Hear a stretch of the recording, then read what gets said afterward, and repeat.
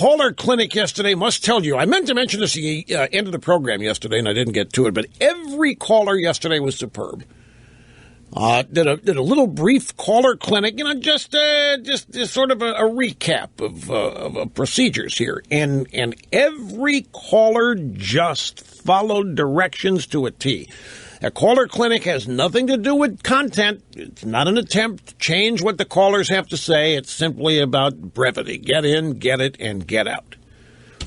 And a key reminder, I think a lot of people, snurdly, I think this is really true. I think callers think that you and I talk before they go on the air. Well, it's a natural thing to assume because, callers are saying, I was just telling your screeners. I don't know what you just told the screener, and it doesn't matter because nobody heard it. So, at any rate, do you remember the first Fox debate? The first Fox Republican debate, and specifically the opening questions of Donald Trump, who, by the way, Trump has announced that he's going to live tweet the Democrat debate tonight. That Trump is going to have more people reading him on Twitter than are going to be watching this debate. Speaking of which, have you noticed that CNN is downplaying the expectation of ratings tonight? If you've missed that, don't doubt me. They're downplaying the ratings. It's like Les Moonves of CBS is back again today talking about how ratings on TV are not as important as they used to be. It's tough to find them. Man, what a built-in excuse for not getting any ratings. And that is to say that they don't matter anymore. Now, here's CNN, and they've been salivating. They've been chomping at the bit. They're going wall to wall here from the Wynn Resort in Vegas, promoting this debate and going overboard. I mean, the countdowns, and everybody that works at CNN seemingly is in Vegas, seemingly on the ground at the Wynn Resort, just hyping this thing and promoting it out the wazoo, and then telling everybody, yeah, well, don't look for the kind of ratings Fox got. Why not? I think expectations ought to be raised. After all, who's in this debate? The smartest woman in the freaking world is in this debate. Hillary Clinton is in this debate. What do you mean ratings are going to be down? Shouldn't ratings be skyrocketing? This is the presumptive Democrat nominee. This is the next president of the United States, according to CNN and the Politico and the New York Times, NBC, ABC, CBS, USA Today, Los Angeles Times. Take your pick. She's the next president. What do you mean ratings are going to be down? I think expectations need to be raised, not lowered. And if Hillary Clinton fails to deliver, that's her problem. My guy, if I ran CNN, I sure as heck would not be making excuses before the thing even starts. But that's what they're doing. And they're admitting that this field of candidates, by the way, which is all white, even Van Jones, the acknowledged communist from the regime, he got thrown out of the regime in a controversial thing. He was discovered to be a communist. They had to get rid of him. He couldn't hide it anymore. So he's at CNN. Just like environmentalism is a new home of out-of-work communists, so is CNN.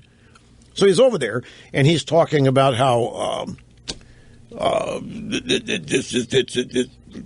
horrible.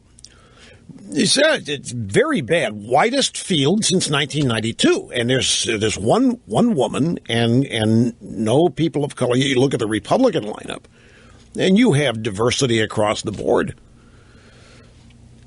And of course, it never counts for anything.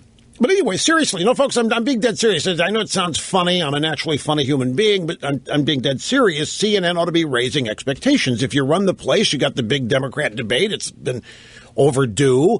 People supposedly it's the most popular party in the country, right? Mrs. Clinton, the most popular woman, the smartest woman. I mean, you've got the big draw, and you're downplaying it? If I ran CNN, I'd be hyping this thing. I mean, they're hyping it by hyping their coverage and stuff. You know what I saw them do? You know what I saw on CNN? Have you ever watched a television documentary on anything, and they'll have cutaway interviews with people in the documentary with a black background, looks like the Charlie Rose said. And they'll be talking about their role in the documentary you're watching, but they've been doing this with their reporters. Dana Bash and Anderson Cooper have been cast in standalone interviews explaining what they're going to do tonight, how they're going to do it, what they're going to expect, how they're going to drag whatever out of whoever. I mean, it's a total exercise in narcissism. It's watch this debate because of us. But they're downplaying expectations with the smartest woman in the world. And I think they ought to be building it. And now I'm being facetious because, of course, they can't build up because she's not a draw. She can't sell any books. She can't draw a crowd anywhere. That's what they know. That's why they're relying on trying to get people to tune in to watch Anderson Cooper and Dana Bash and whoever else. I don't even know who else going to be. Jacob Tapper, maybe. But if I were CNN, I'd start listing reasons why Hillary's debate ratings will exceed Trump's. For example, Hillary Clinton's been richly supported by most of Hollywood for decades. Hollywood influences American culture like no other. And they've had all this time to promote her. Trump just had a single reality TV show. Hillary has Hollywood, okay? Hillary Clinton owns the entire education system. She owns all federalized union workers. She owns most of the media. Smartest woman on earth. Republicans are conducting a war on women. I mean, it's made to order. Except everybody knows that the vast majority of people tuning in tonight are going to be looking for a car crash. Really. I think it's just juicy. And I'd back to the way Fox opened the debate with questions of Trump. You remember that.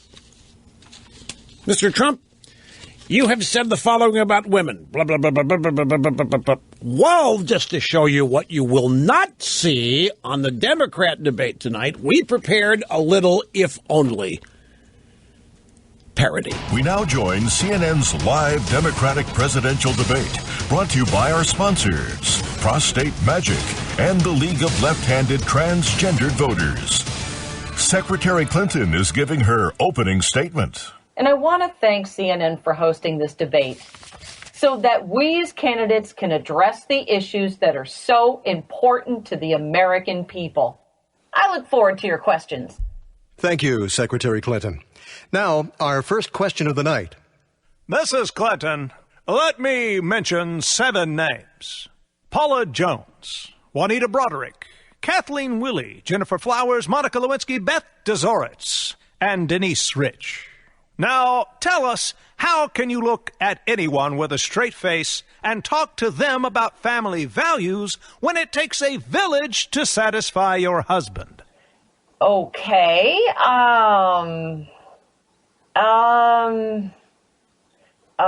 This was CNN. Just to show you the differences in the way these debates happen, it's a totally legitimate question.